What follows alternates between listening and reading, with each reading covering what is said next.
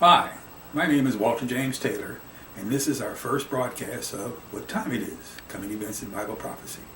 This is an outreach of our website, www.whattimeitis.org, which was first published on the web in 1999. So that we've been speaking into the prophetic end times for the past 15 years.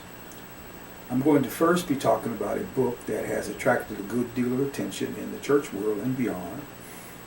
It has even become a New York Times and USA Today bestseller. The book is Pastor John Hagee's Four Blood Moons, subtitled Something is About to Change.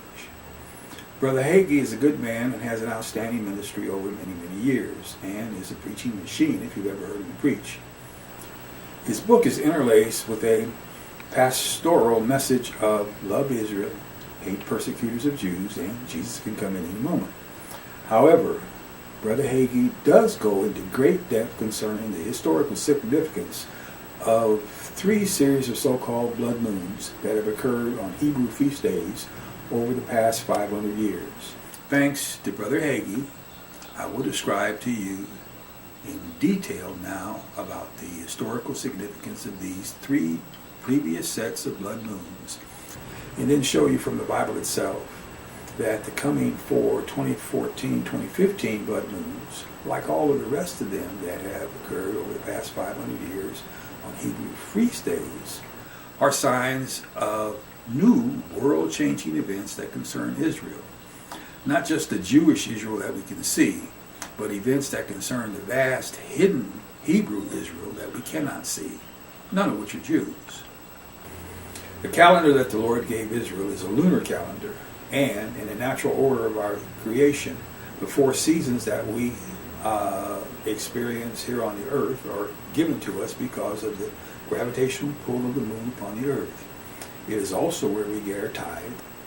Consider next the New Testament's primary blood moon passage in Acts 2:19 and 20, which is a direct quotation of the same passage in Joel 2:30 and 2:31.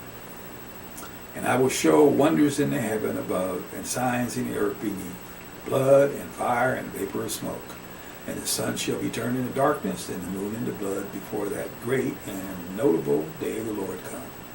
God has marked the earth's skies on three occasions over the past 500 years in world-changing events that involve Israel and its Jewish Hebrew people. On each of these occasions, there was a set of complete lunar eclipses or blood moons over a 2-year period on Passover and the first day of the Feast of Tabernacles, followed by full lunar eclipses on the same days in the following year. And I refer you to Exodus 12 and Leviticus 23 for a full understanding of the feast of the Lord that God gave Moses. Also, as I have previously said, in between these two lunar feast cycles was a total eclipse of the sun. So, what were the world-changing events involving Israel in the first of what has become known as a tetrad? The first of these tetrads occurred in 1493 and 1494, during the time of the Spanish Inquisition and its extreme persecution of Jews. Christopher Columbus sailed from Spain in August of 1492, and all Jews were required to leave Spain on August 1st of 1492.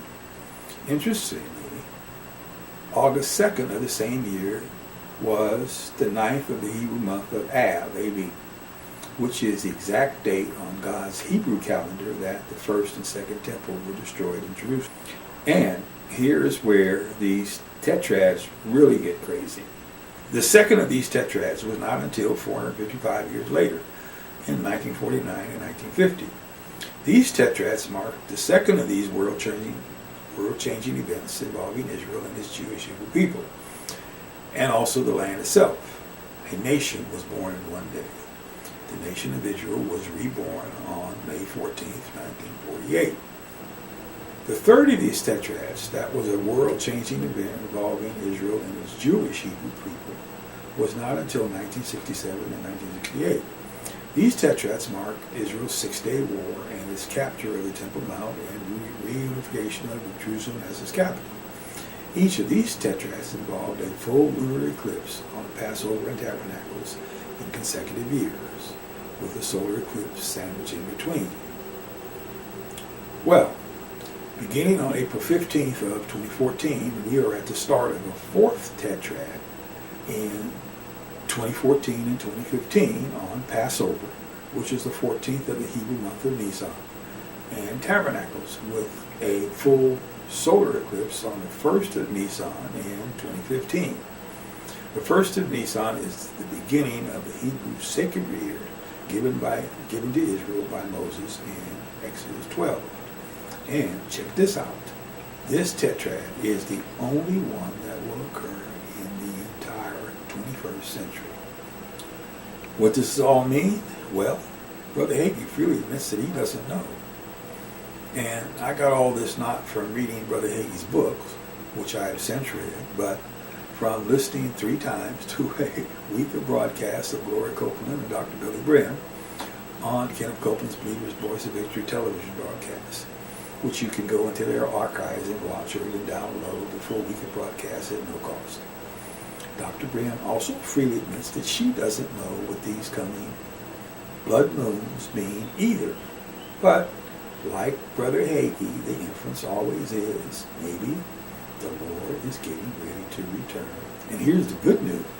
I know precisely what these coming 2014, 2015 blood moons mean prophetically. And here's the super revelation. They mean the very same thing that the 3 previous blood moons meant over the past 500 years. They will mark a world-changing event involving Israel and its Hebrew people. But this time, Jews will not be the focus. How can I possibly say this? I'm glad you asked. If one carefully rereads all of what God promised Abraham, Isaac, Jacob, Joseph, David, and Solomon, and add to this his promises to Sarah, Rebekah, Hagar, Ishmael, and Esau, with a couple of references from Isaiah, Jeremiah, and Hosea, and then add one historical reference from the Jewish historian Josephus, who wrote after the fall of Jerusalem in AD 70 or 70 Common Era, if you prefer. What did he say? He said that the 10 tribes are beyond Euphrates until now, and are an immense multitude that cannot be estimated by reason of their numbers. All of these references taken together irrefutably prove that alongside the 14 million Jewish Hebrews that are alive in the world today, there are probably hundreds of millions or more of non-Jewish Hebrews who are also yet alive somewhere upon the earth. And here's a rub for some. The 10 tribes of Israel were never Jewish.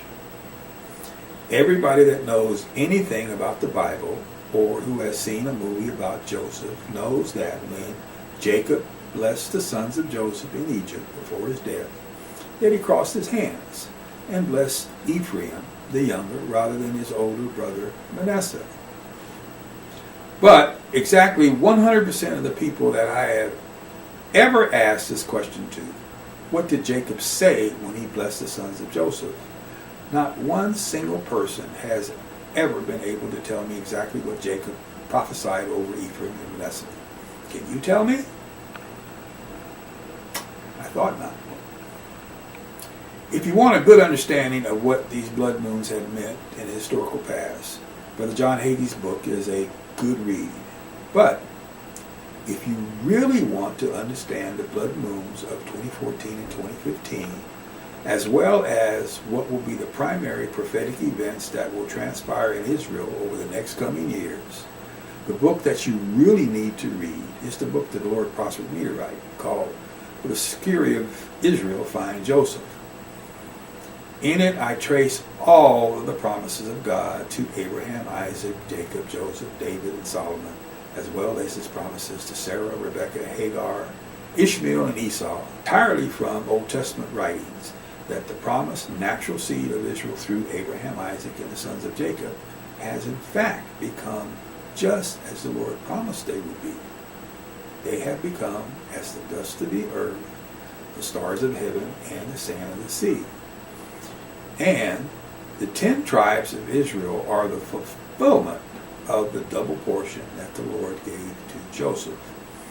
And God, with the blood moons of 2014 and 2015, is marking the skies with his announcement, not mine, his, that he is ready to rejoin the stick of Judah with the stick of Joseph to become one nation upon the mountains of Israel. And the mountains of Israel is Bible code for the West Bank. So, the blood moons of 2014 and 2015 represent the restoration of the non-Jewish 10 tribes of Israel back into the land of today's Israel. They represent the return of Joseph and Ephraim to the land of their inheritance. For the Security of Israel Find Joseph is on sale at Amazon in both hardback and ebook. And I've seen to it that the ebook's price is under $10. So, any remaining ignorance on this matter is solely a matter of choice. I say that humbly. Subscribe to our channel, as we intend to put up a lot more of these videos as God's time permitting. And we will even help you find out what Jesus actually said about the rapture. My name is Walter James Taylor, and thanks for watching.